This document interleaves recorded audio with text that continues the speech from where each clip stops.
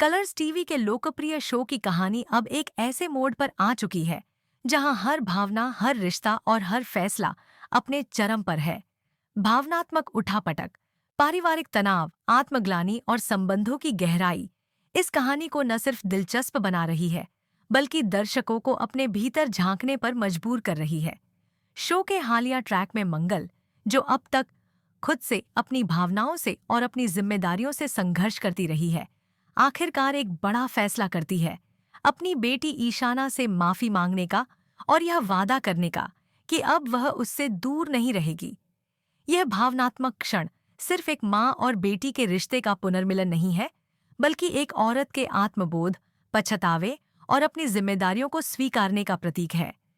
जब मंगल आंखों में आंसू और दिल में दर्द के साथ ईशाना के सामने खड़ी होती है और कहती है कि मुझे माफ कर दो, मैं अब तुम्हें छोड़कर कभी नहीं जाऊंगी, तो ये पल दर्शकों को अंदर तक छू जाता है। लेकिन कहानी में जितना भावनात्मक पहलू है, उतना ही टकराव और नाटकीयता भी है, क्योंकि इस वक्त सौम्या, जो अब आदित्य की पत्नी है और उस घर की मालकिन मानी जाती है जहां ईशाना रह रही है, एक कठोर और टकरावपूर्ण स्थिति पैदा कर देती है।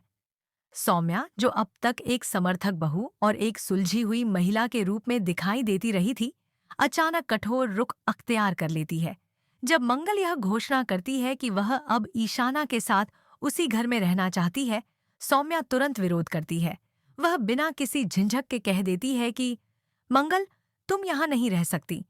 यह मेरा और आदित्य का घर है, तुम्हारा नहीं। इस वाक्य से न केवल मंगल का दिल टूटता है, बल्कि दर्शकों के सामने एक सवाल भी खड़ा होता है।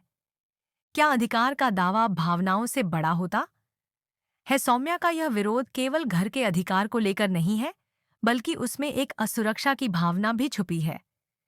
शायद उसे लगता है कि अगर मंगल उस घर में रहने लगी तो वह आदित्य के जीवन में फिर से एक खास जगह बना सकती है। यह डर उसे कठोर बना देता है। वहीं मंगल खुद को अपराध बोध से घिरा हुआ महसूस कर रही है। उसे यह लगने लगा है कि उसने एक माँ के रूप में अपना फर्ज नहीं निभाया, और अब जब वह अपनी बेटी के साथ रहना चाहती है, तो परिस्थितियां उसके खिलाफ खड़ी हो गई हैं। वह चाहती है कि वह अपनी बेटी को वह स्नेह दे सके जिसकी वह हकदार है और जो अब तक उसे नहीं मिला। उसका दिल बार बार उसे धिक्कारता है कि उसने अपनी बेटी को अकेला छोड़ दिया, और यही आत्मग्लानि उसे मजबूर करती है कि वह ईशाना के साथ रहने का फैसला करे, भले ही इसके लिए उसे सौम्या से टकराना क्यों न पड़े। ईशाना की स्थिति सबसे संवेदनशील है। वह अपनी माँ को अपने करीब देखना चाहती है। वह चाहती है कि उसकी माँ उसकी हर मुश्किल घड़ी में उसके साथ हो। जब मंगल कहती है कि अब तुम्हारी मम्मी कभी तुम्हें छोड़कर नहीं जाएगी, तो उसकी आंखों में जो चमक और चेहरे पर जो संतोष दिखाई देता है, वह दर्शकों के दिल को छू जाता है। लेकिन वही खुशी तब अधूरी रह जाती है जब सौम्या अपनी शर्तें रखने लगती है। अब ईशाना उस स्थिति में है जहां उसे अपनी माँ के साथ रहना है, लेकिन वह जानती है कि उस घर की मालकिन सौम्या है, और अगर वह न चाहे तो उसकी माँ को वहां ठहरने नहीं दे सकती। यह पूरी स्थिति अब केवल एक पारिवारिक झगड़ा नहीं रह जाती, बल्कि यह बन जाती है एक सामाजिक विमर्श का विषय कि क्या एक माँ को अपनी बेटी के साथ रहने का अधिकार नहीं होना चाहिए? क्या एक महिला जिसने अपने जीवन में अनेक त्याग किए हैं, सिर्फ इसलिए घर में रहने की पात्र नहीं रह जाती क्योंकि उसके पास अब वैवाहिक संबंध नहीं है?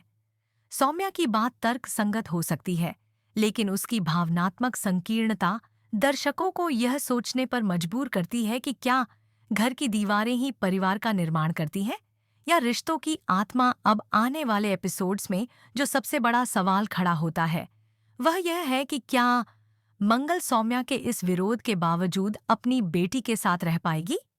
क्या आदित्य कोई भूमिका निभाएगा?